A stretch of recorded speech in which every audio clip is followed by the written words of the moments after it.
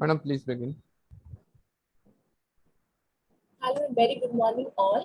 On behalf of Faculty of Pharmacy and Doctoral Studies and Research, Parul University, I, Dr. Vidya Chuman from School of Pharmacy, welcome you all in today's webinar.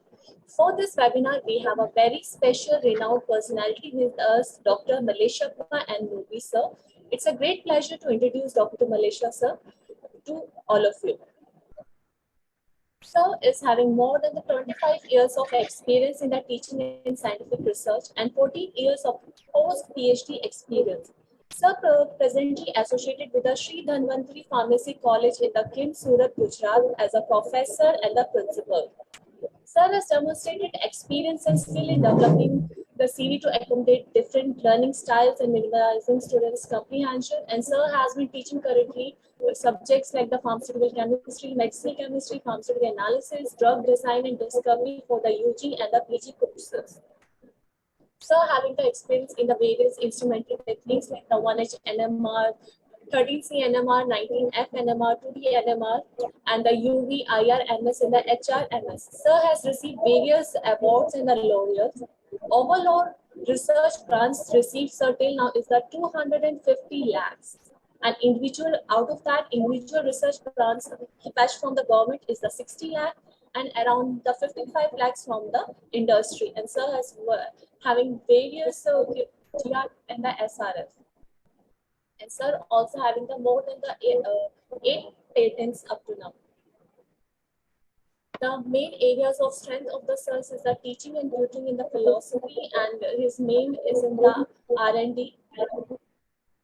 Sir has also worked as a, from the 1999 to the 2008 worked as a various position as the in the SCT College of the Pharmacy as a lecturer and then senior lecturer. Also worked in the KD College of Pharmacy as a senior lecturer.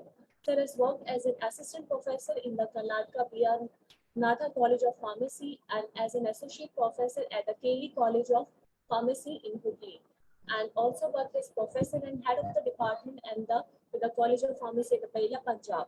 And currently, sir is the professor and the principal in the Dhanvantri College and currently guiding the PG and the PhD students. Where sir has guided more than the 5 of the PhD scholars and the more than 40 students. Sir has presented various papers at the international and the national levels where the and sir being invited as being the expert lecturer and special guest in the various national and the international conferences. So, and sir having the individual high H index is more than the 80. So, with this, the small biodata, I'm inviting the sir. I heartily welcome sir for the session on the importance of impurity profiling in the AMP.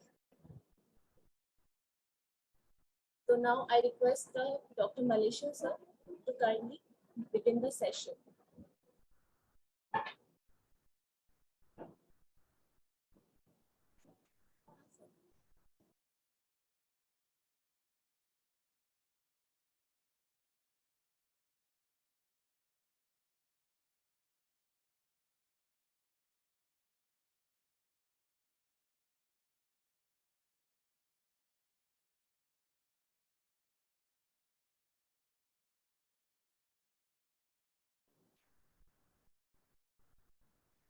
A certain technical issue, the sir will begin the session in another 2 minutes.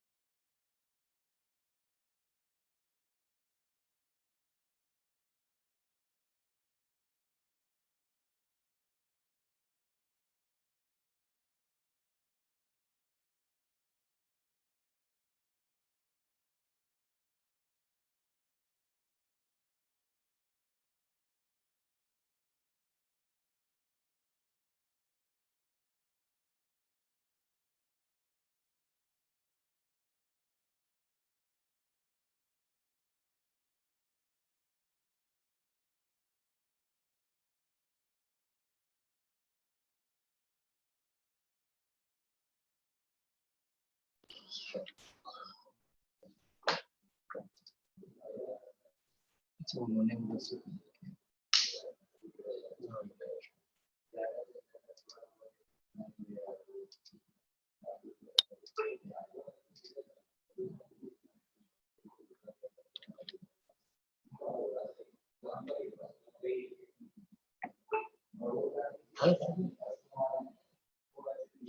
are seeing my presentation? Yes, visible, sir. Yeah.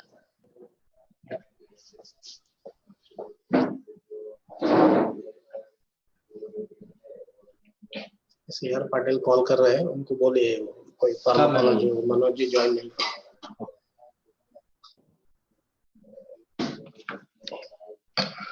Yeah, shall I start? Please, sir. Yeah. Okay. Thank you for inviting me for this webinar. I'm happy to share my experiences with all the participants. So why I have chosen this topic? Because in the near future, the formulations which are in a brand names, when they are going to expire their patents. So somebody want to bring the same combination in their name and first to file as an abbreviated new drug application. So what are the kind of parameters we should know, and where all the regulatory agencies, they are giving importance to which parameters, and how the impurity and impurities are playing an important role in the approval of your any new drug. So all these things I am going to cover in my presentation. So let me start. Importance of impurity profiling in filing ANDA. So I will just take you to the refreshment. What are the terminologies and facts which we need to remember, or which we should be come across. Once that we know, then we can go into a what type of substance, generally we call it as impurity, and how we can classify the impurity, and from where we may get that into a formulation. Apart from that, then what are the regulatory agencies? There are guidelines, ICH guidelines, and how the regulatory agencies of international approving agency look at it, and what kind of impurity they are giving very much importance. And okay, once if the regulatory agency find out some impurities and all, how to identify and how to find out, and how to predict what are the kind of impurity may generate once the formulation is been done. All those things I am going to tell you, and how to isolate them, and how to elucidate structurally, and what type of analytical technique you can use to characterize, and all those things. Apart from that, we may have to give a more focus on degradation products. That is what in the quality assurance you need to make sure that the formulation which is going out in the market, it is free of any of the impurities and degradation product. And I will give you the various classical examples and the withdrawal from the market. So many formulations they are withdrawn due to identification or finding some impurities in the later stage. And what are the kind of future prospect you can plan, and you can plan for a ANDA filing. All those things, like I am just going to give you the what are the formulations and which are expiring, the patent expiry. If you become the first to file ANDA, you will get 180 days commercial exclusivity for the sale all over the world. That is the kind of these things, and that is for you can plan and you can think of filing one ANDA. So let me come up with the terms and facts. So what generally the generic product is called? It is a product which is very much comparable to the brand name product. For example, crocin is there, and you have prepared a paracetamol. So when it will be given to the patient, it should show the same dosage, same strength, same route of administration, quality and performance, and it is intended to use.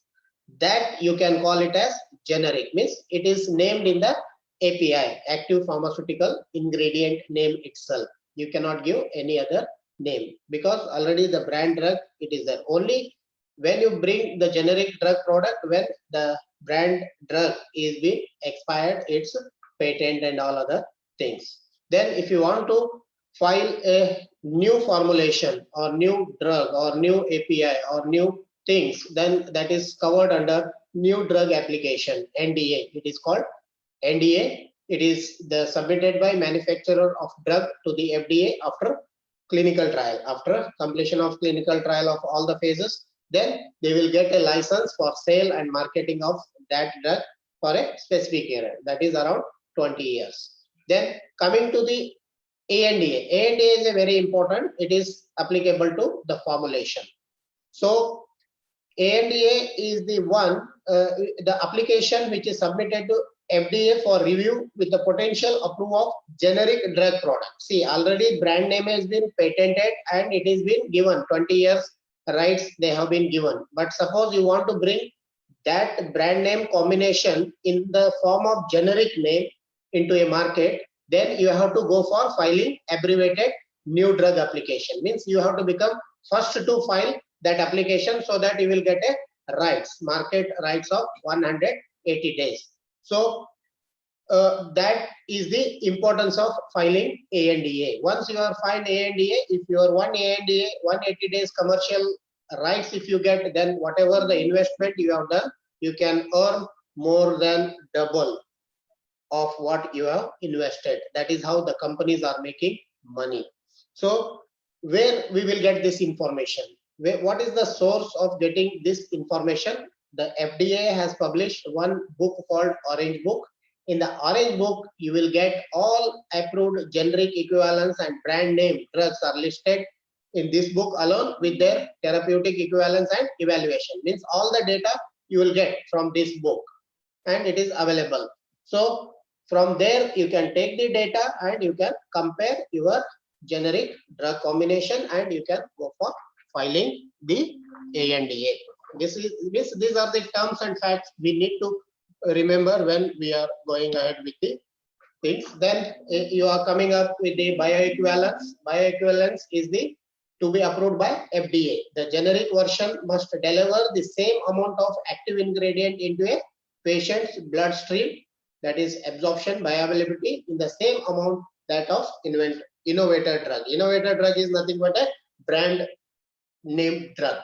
Whatever the combination drug they are brought, in the same manner your generic combination also should show. Then only you will get the rights to file for ANDA. Then CGMP requirement for generic drug means the facility which you are using to manufacture that generic product, that also should be GMP approved manufacturing unit. Then only your drug will be taken into consideration.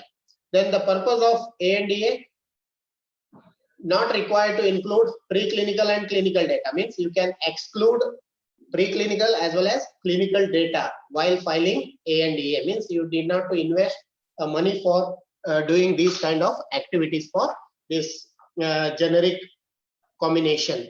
So that's why this ANDA is very much important and it will give, you can give a cheaper cost. It will reach to the patients in a very economic cost. So, but bioequivalence studies are required. Anyway, means you have to some clinical trial you need to find out whether it is showing the same effectiveness or not. That you have to prove, maybe taking 20 patients or 20 healthy human beings or 20 patients. On that you have to show bioequivalence studies. Means this has become a mandatory now to show if you want to file ANDA. Now coming to the it was the terms and facts what we need to remember. Now coming to the main aspect of my topic, that is impurity and impurity profiling. So impurity means any component of medicinal product which is not chemical entity, which is not a chemical entity defined as active substance or excipient in the product.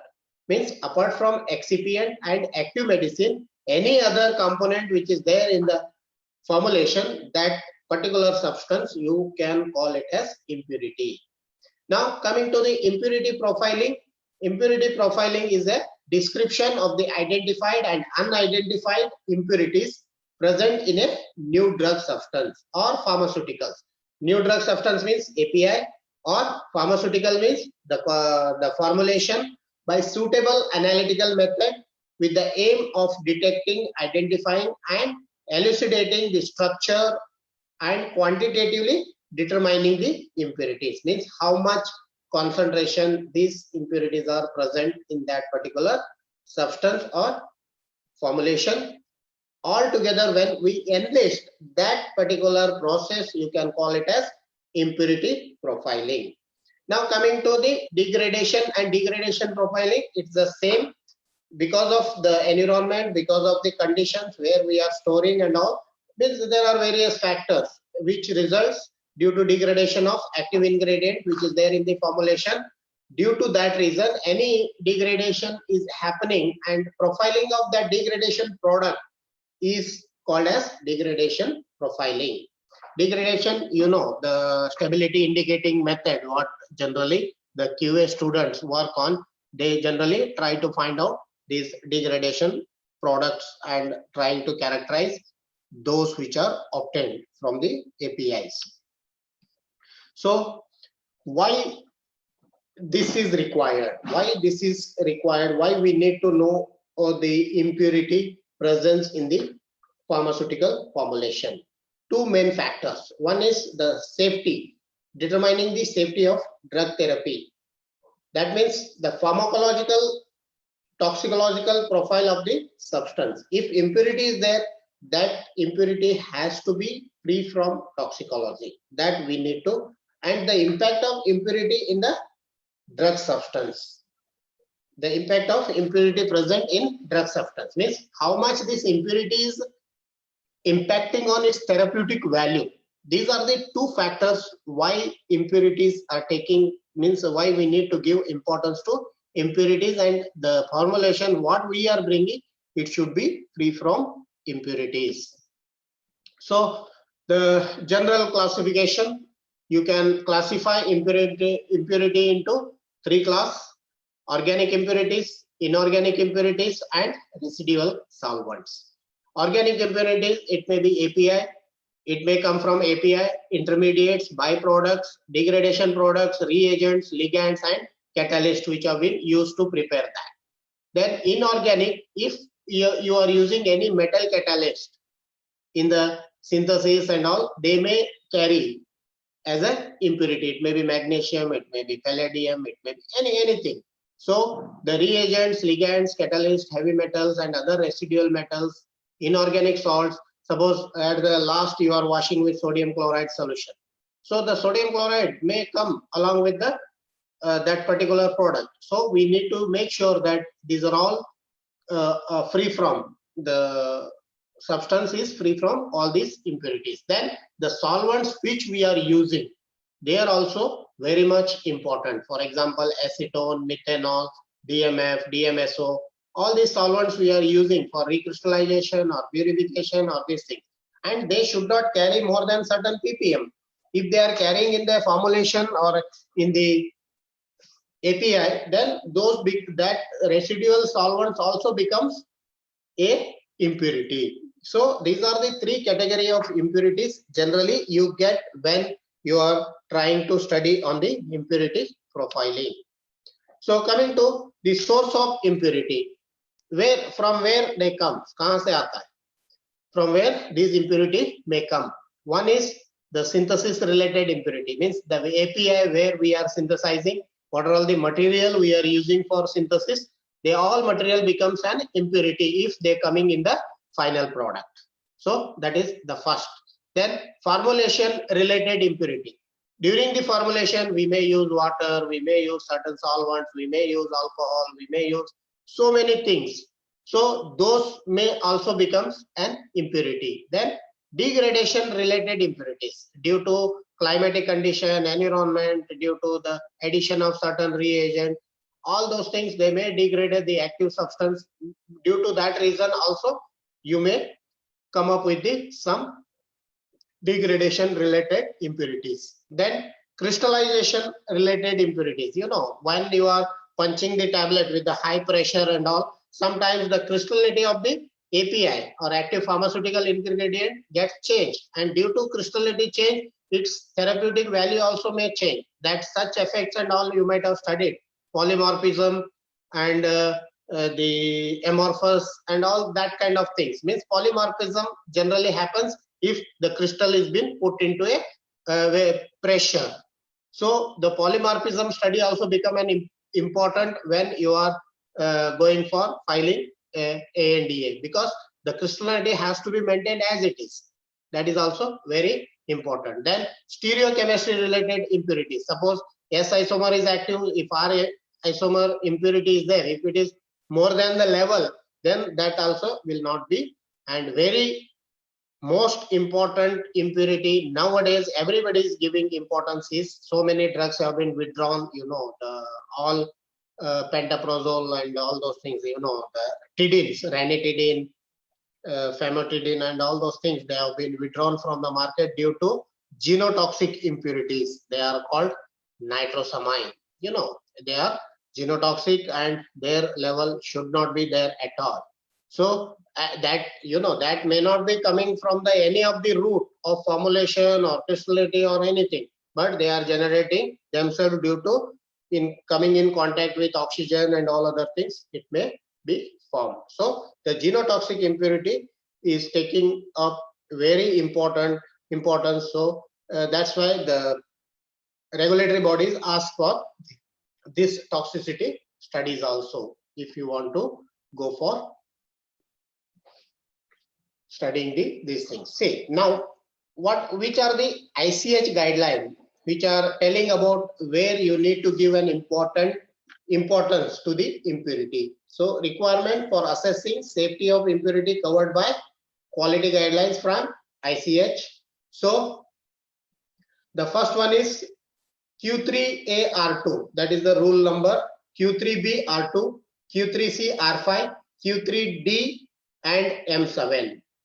So M7 is the very important, which is something related to DNA like mutagenic, carcinogenic. So that is altogether covered under M7. Whatever the testing they have mentioned in that guideline, you need to perform. That is due to carcinogenicity. So, the Q3RA, that will generally tell about new drug substance, impurities in new drug substance. Then Q3BR2 says impurities in new drug product. See, that is the first one is for API, second one is for formulation, the third one is for residual solvent, Q3CR5. Then Q3D is for metal impurities, the catalyst, if we are using magnesium, palladium, platinum, whatever the metal catalyst you are using, that is going to give a guideline for metal impurity, that is Q3D. M7 is very important, which is something to do with the DNA, RNA. Due to that reason, there is a mutagenic effect. They may consider it as a carcinogenic agent. So there is a risk of cancer development. So that is covered under M7, ICH guideline. M7 means once if you think of impurity profiling, you should be aware of all these 5 rules. All these 5 rules to profile the impurity as per ICH guideline. Now, coming to when are all they have modified or amended, they have brought a amendment into the guidelines. Requirement for assessing safety impurity by covered by quality guideline by US FDA. US FDA look for genotoxic and carcinogenic impurity in drug substance and product. Means you have to prove that your formulation and drug substance is free of these impurities, genotoxic as well as carcinogenic. Then they have brought a amendment in 2010 that ANDA also should prove that they are free from impurity in the formulation. Especially in the formulation should be free from all those related impurities. So Europe is a strict, it is stricter than the US FDA. So EDQM or MHRA approval is a very European Medical Agency generally approves all the products if you want to sell in Europe. So they have brought amendment, they have brought the amendment for assessing the impurity, like, year wise. In 2007, they said that limit for genotoxic impurity means they have given a certain limits. Within that limit, your formulation should contain the limit for impurities. Then in 2010, again, they have set a guideline for specification, means what kind of specification your product should have. Then in February 2000, for new drug APIs, they have set a impurity guideline. So these are the amendments and guidelines they have brought by European Medical Agency. Then this is for Canada, Australia, and South Africa, TGA generally.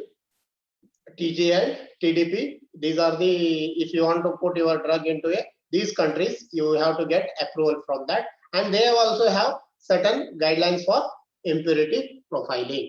So the impurity in existing drug substance, they have a draft. They have made a draft in 2004 and they have approved. So you have, this is the guideline of different country, and they will have different impurity information. So now, how to identify that?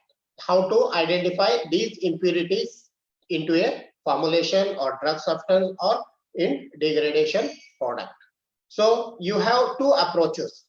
One approach is conventional approach. First, you try to isolate or separate, then try to characterize and come up with the conclusion. Okay, this is the impurity and this is below up to this level.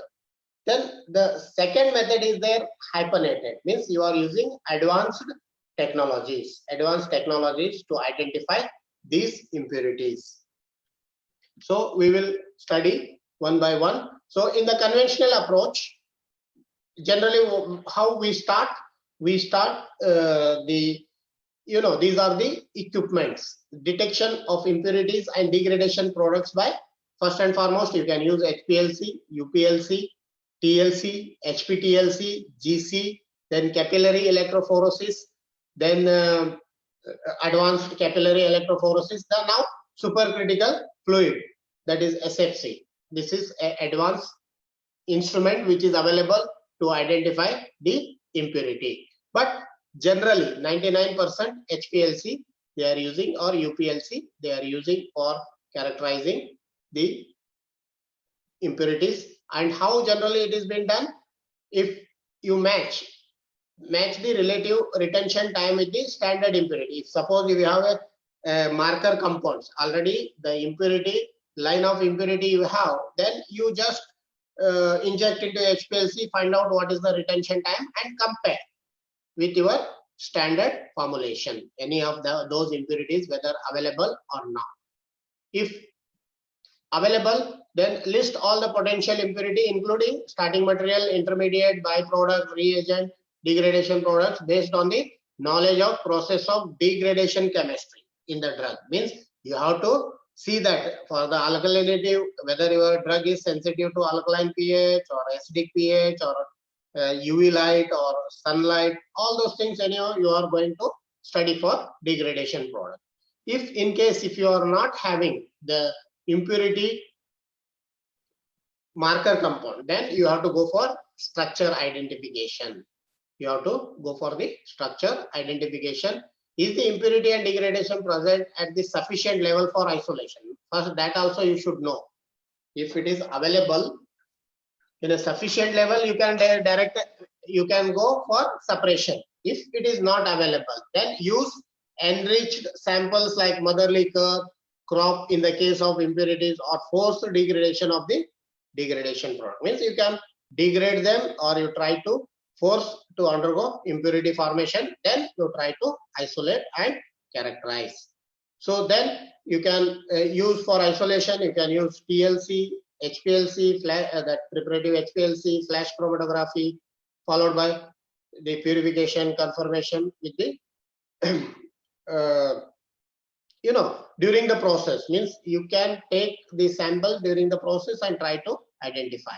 Then you can also use or try to quantify using SPE, LLE, SPME, ASE, and SFE. These are the advanced extraction methods.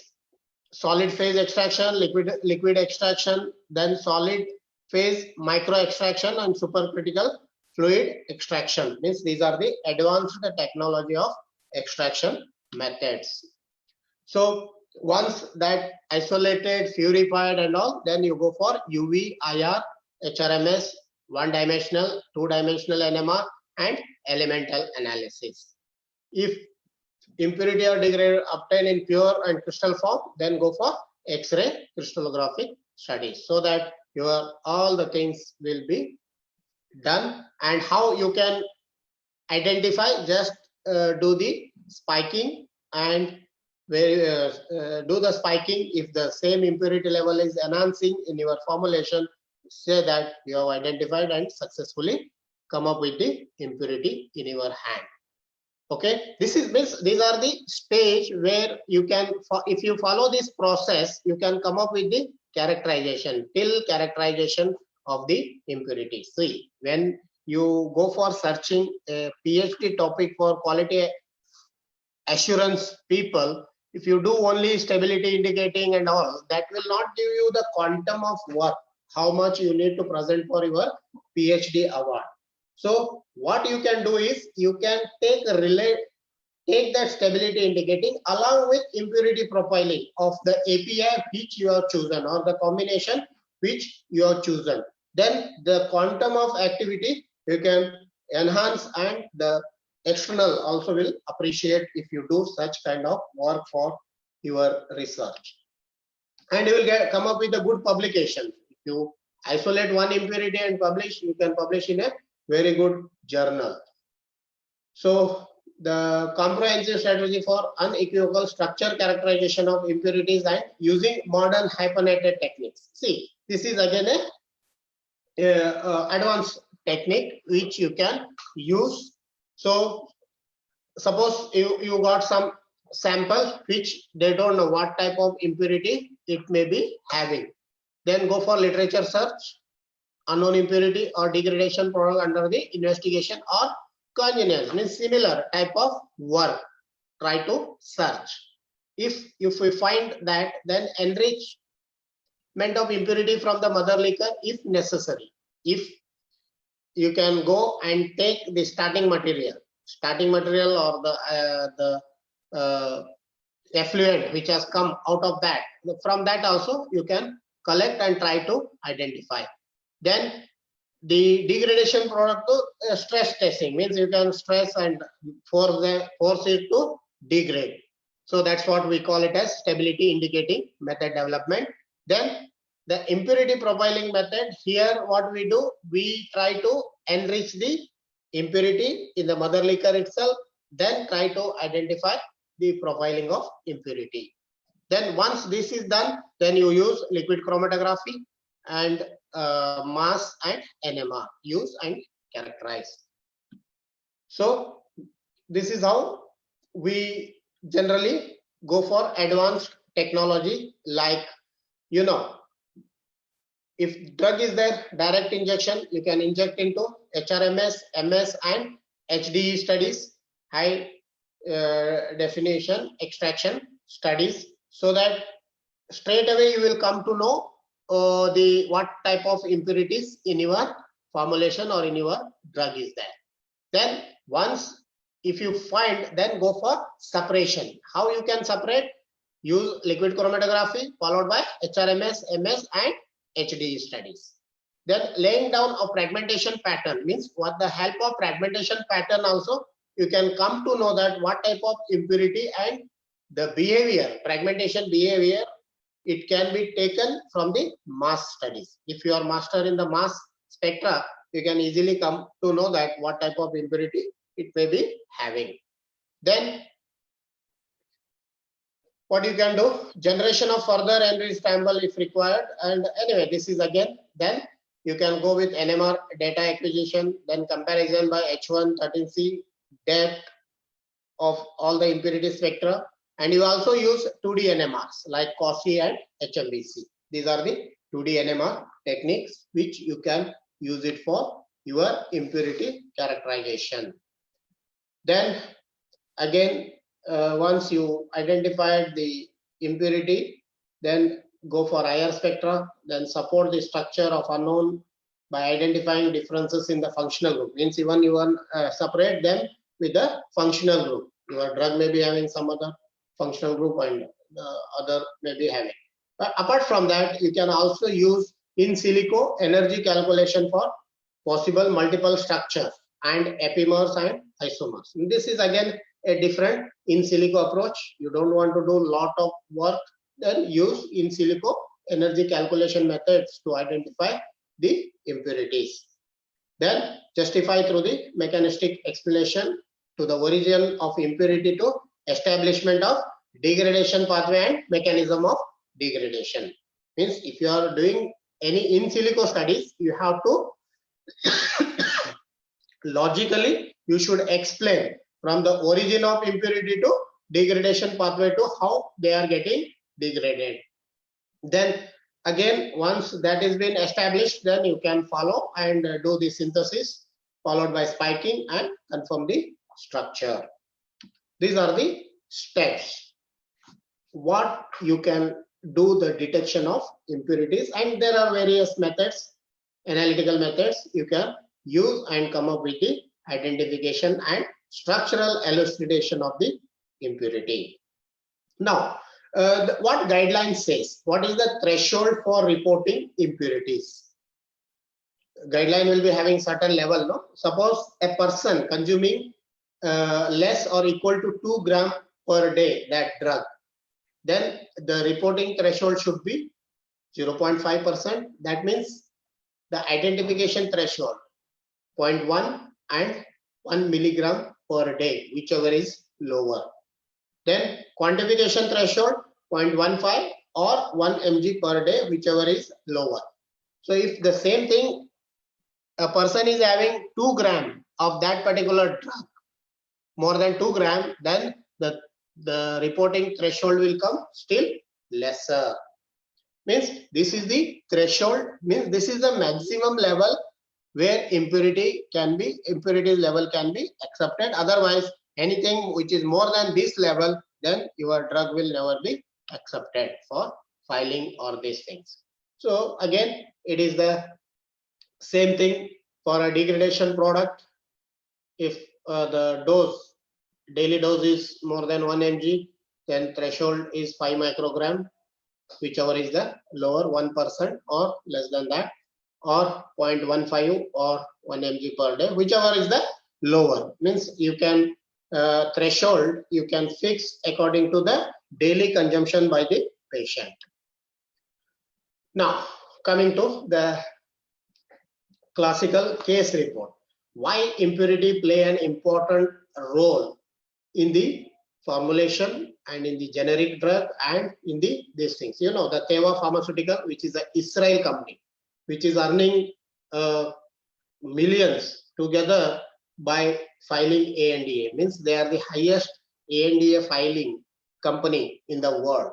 Means they do only these kind of activities. So generic version of bupropion, this was the drug.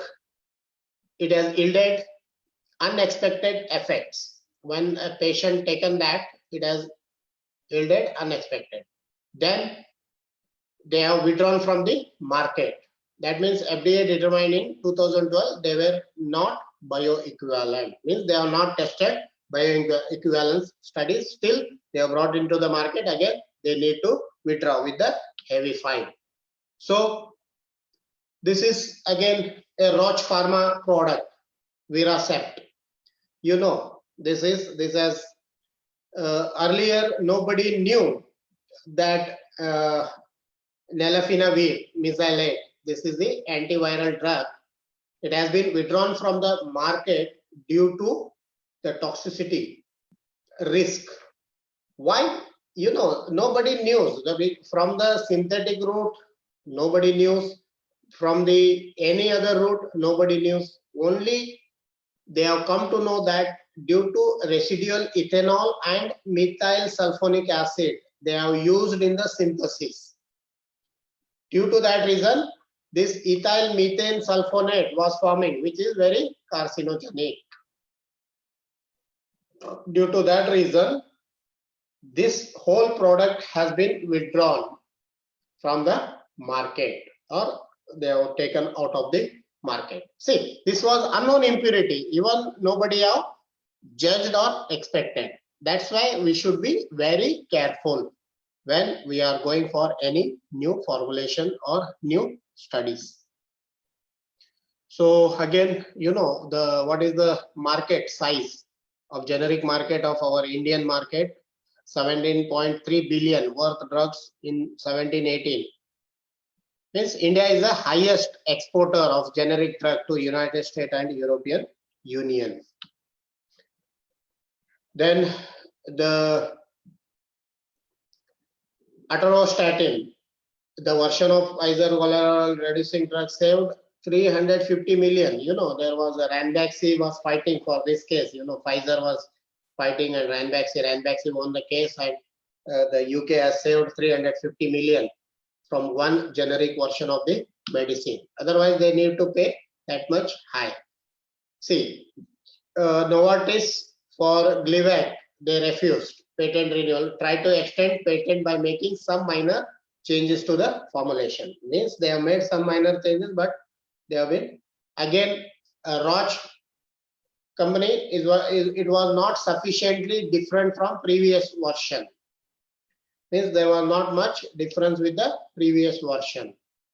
So these are all the drugs they have been withdrawn from the market, or they have companies come to know that there are impurities detection, or later analysis they have found out, then they have withdrawn themselves. They have recalled their product from the market due to presence of impurity and degradation problem, like Teva Pharmaceutical, amlodipine valsartan combination tablet.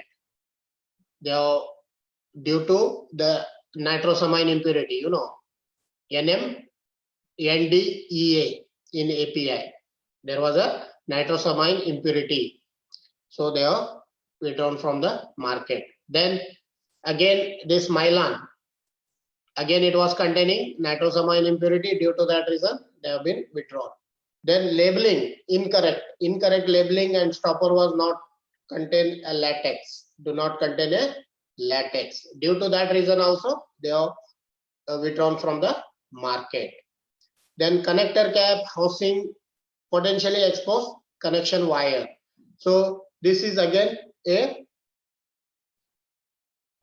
formulation which is withdrawn. Means these are the some example, you know, Aurobindo Pharma, irbesartan drug, due to presence of an impurity, again nitrosamine impurity, it has been withdrawn.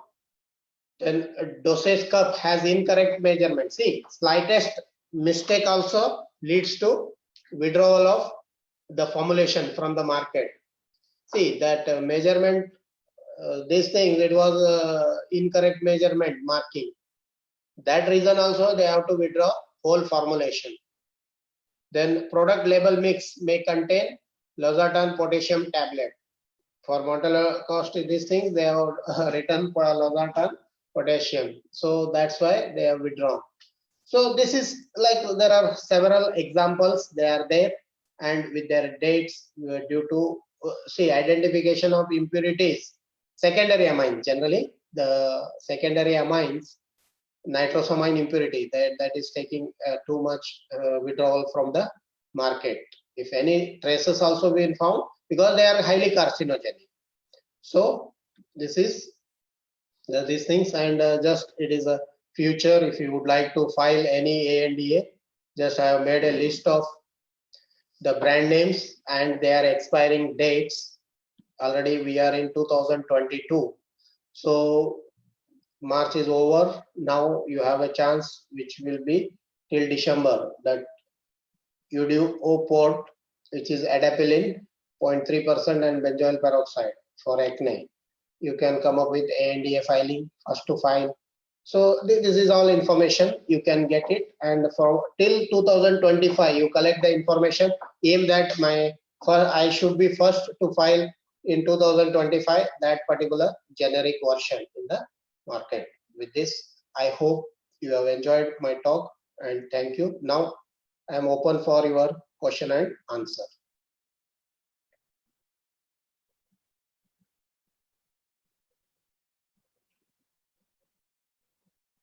Hello.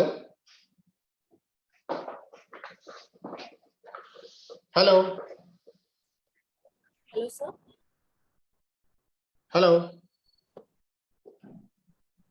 Am I audible, sir? Yeah, yeah. Yes, sir. Yeah. Hello. Yeah, you are audible. You can speak. Yes. Any question, answers? Yeah. In case if anybody having any question.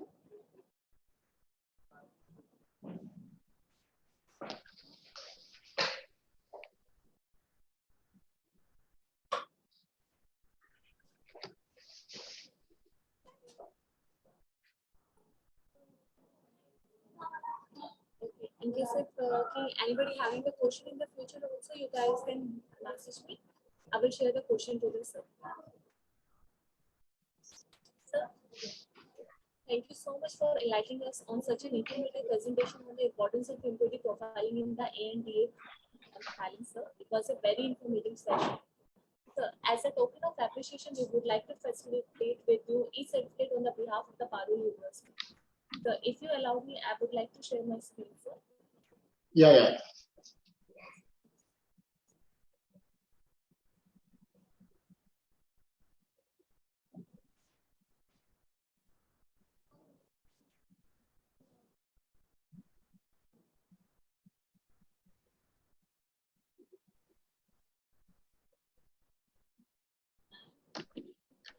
Yeah, thank you.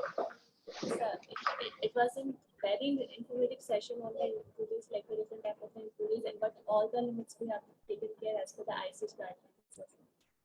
So, thank you so Yeah. much for giving Hope everyone have enjoyed this talk. Yes, sir, it was a very informative topic and like in very simplified way you had explained to us, sir. Okay, okay. Okay, thank you. Thank you, one and all. Yeah, thank you, sir. So Yeah, you can email me that e-certificate. No issue. yeah, I will do, sir. So all the Oh. participants are requested to fill the feedback form for this session, which I'm going to provide in the chat box. I'm just sharing the feedback form for them.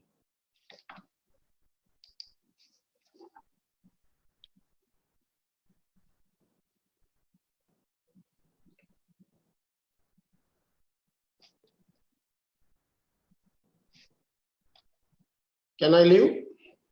Sure, sir. Thank you so much, sir. So here we conclude this webinar, sir. Yeah, thank you. Thank you, sir. Have a good day, sir. Thank you so much.